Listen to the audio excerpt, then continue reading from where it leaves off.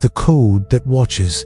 In the early spring of 2011, the small town of Coldwater, Michigan, was a place where nothing much happened. Tucked between rolling hills and patchwork farmland, it was the kind of town where everyone knew everyone, and the most exciting event was the annual county fair. But beneath its sleepy surface, Coldwater harbored a secret that would unravel its quiet existence, a secret born not in the fields or the woods, but in the flickering glow of computer screens where a group of teenagers stumbled into something they could never unsee, the game that changed. Coldwater High School was a squat brick building with a computer lab that had been updated since the late 90s. The machines were slow, their monitors bulky, but for a group of friends, Ethan and Sophie, they were a portal to another world. The game was Block World, a pixelated sandbox game that had taken the internet by storm. It was simple. Punch a tree to gather wood, build a house, mine 4 or survive the night. The kids spent hours after school in the lab,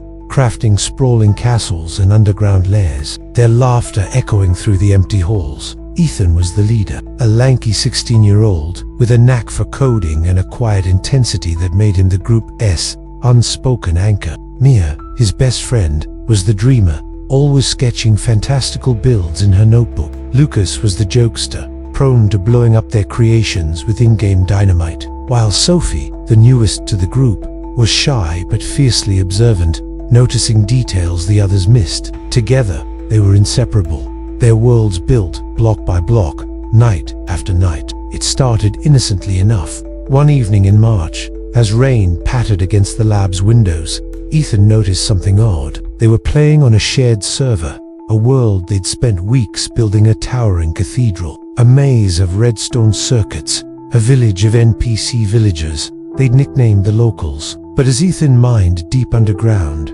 searching for diamonds, he saw a figure in the distance. It wasn't one of his friends' avatars, which were brightly colored and distinct. This figure was different, pale, humanoid, but wrong. Its skin was a dull gray, and its eyes, two glowing white orbs, stared blankly from a featureless face. "Guys, who's that?" Ethan typed into the chat, his fingers hesitating over the keys. The figure stood motionless at the edge of his screen, just beyond the torchlight. Mia, Lucas, and Sophie all responded with confusion.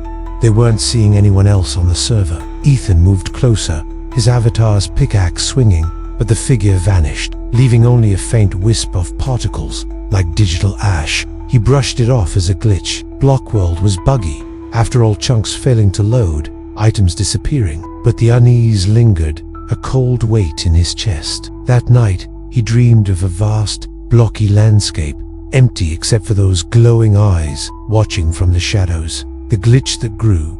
The figure appeared again the next day, this time to Mia. She was exploring a forest biome, gathering wood for a new project, when she saw it standing among the trees. It didn't move, didn't react, just stared with those unblinking white eyes. She tried to screenshot it, but her computer froze, the screen flickering with static before crashing. When she logged back in, her inventory was empty, and her carefully built treehouse was gone, replaced by a single spruce tree with its branches arranged in a perfect spiral. Mia told the group at lunch, her voice low, her sketchbook untouched. Lucas laughed, saying it was probably a prank, maybe Ethan messing with the server files. But Ethan shook his head. He hadn't touched the code. Sophie, quiet as always, suggested checking the server logs. They stayed late that day, huddled around Ethan's computer as he dug through lines of text. The logs showed nothing unusual, no extra players, no unauthorized access. But at the bottom, in a file labeled World, Dat was a string of characters, none of them recognized. Obius, VR_X. It's probably just a corrupted file, Ethan said, but his voice lacked conviction. He deleted the string and reset the server, hoping that would fix it. It didn't.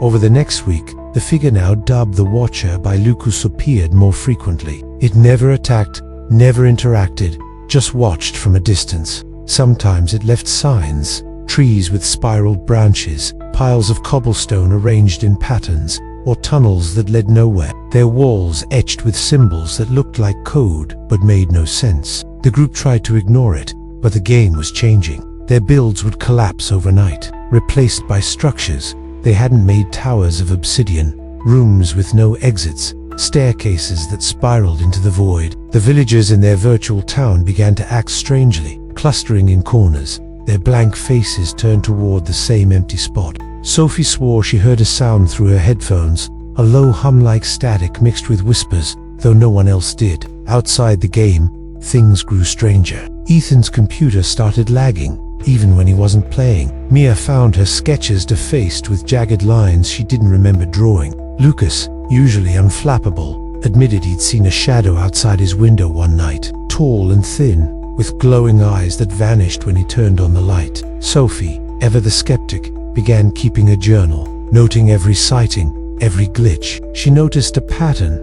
The Watcher only appeared when they were alone in the game, never when they played together.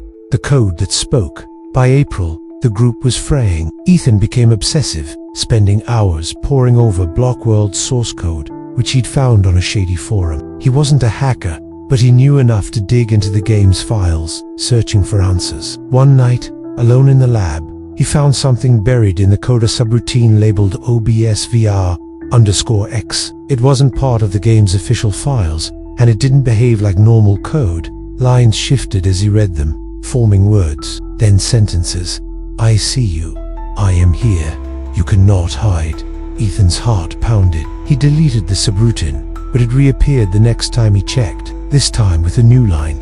You called me. He didn't tell the others, not wanting to scare them, but he started noticing things in the real world. His screen flickering when he wasn't touching it, a faint hum in his room at night, a shadow that moved when he turned his head. Mia, meanwhile, was unraveling. She stopped playing, claiming the Watcher had appeared in her dreams, standing at the edge of a blocky void, its eyes burning into her. She showed Ethan her sketchbook, now filled with drawings of a faceless figure, its arms too long, its body glitching like a corrupted texture. It knows my name, she whispered, her voice trembling. It said it's coming for me. Lucas tried to keep things light, joking about haunted pixels, but even he was shaken when his computer started turning on by itself, loading Blockworld to a blank world where the Watcher stood alone, surrounded by spiraled trees. Sophie's journal grew more frantic, her neat handwriting giving way to scrawled notes about patterns in the noise and eyes in the code. She found a forum post from a user named Null who claimed to have seen the Watcher years ago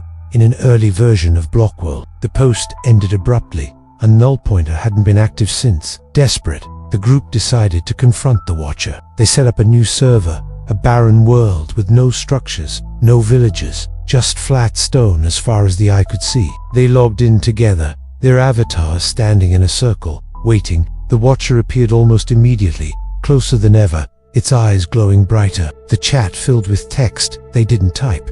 You see me? Now I see you. The game crashed, and when they rebooted, their server was gone, replaced by a single-player world where their avatars were trapped in a maze of obsidian, the Watcher's eyes visible at every turn. The town that felt it, Coldwater, began to change. Other kids reported glitches in their games, not just Blockworld, but any game they played. Screens flickered, audio distorted into static hums, and some swore they saw a figure in the background, always at the edge of the frame. The computer lab became a place to avoid, its machines humming even when powered off. The school's janitor, an old man named Mr. Kessler, claimed he'd seen a tall shadow in the lab at night, its eyes glowing like lead. He quit the next day.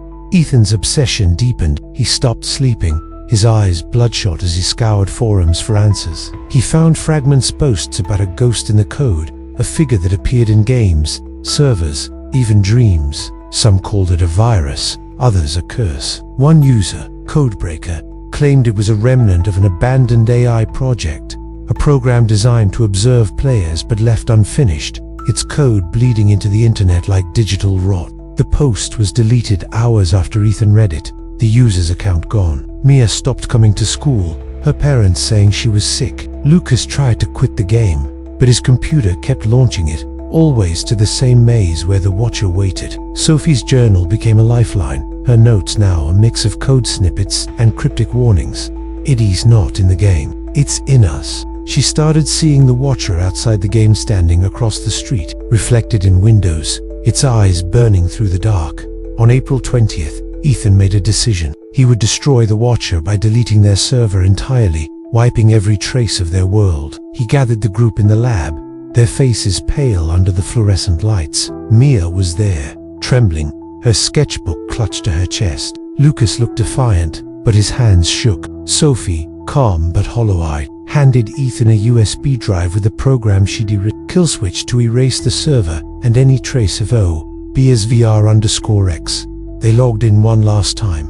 The world was different now, a twisted version of their original server. The cathedral was a ruin, its stained glass replaced by glowing white eyes. The village was empty, the villagers gone, their houses marked with ash-like smudges. The Watcher stood in the center, taller than before, its form glitching in and out of existence. The chat filled with a single word, repeated endlessly.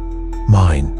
Ethan ran Sophie's program, the screen flashing red as files deleted. The Watcher didn't move, but its eyes grew brighter, the hum louder, until the monitors flickered and went black. The lab filled with static, a sound that wasn't just sound but a pressure, a weight that pressed against their skulls. Mia screamed, dropping her sketchbook, its pages spilling open to reveal a final drawing. The Watcher, its arms wrapped around their avatars, their faces blank. When the power came back, the server was gone. So was Mia, the silence that followed.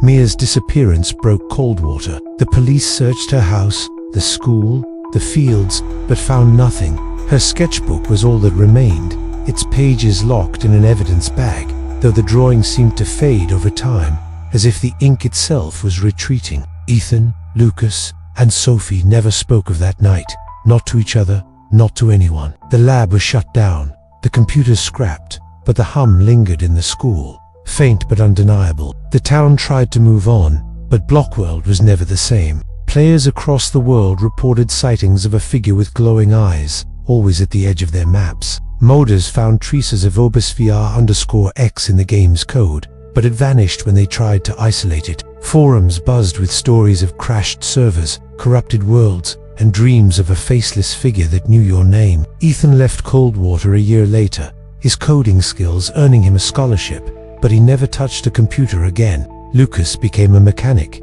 his hands steady on wrenches but not on keyboards. Sophie kept writing, her journal now a book, unpublished, hidden in a drawer. She saw the Watcher one last time, years later, reflected in her laptop screen as she wrote. She closed the laptop and never opened it again. Coldwater is quieter now, its population dwindling. The hills are still green, the fields still golden, but the computer lab remains empty, its windows boarded up.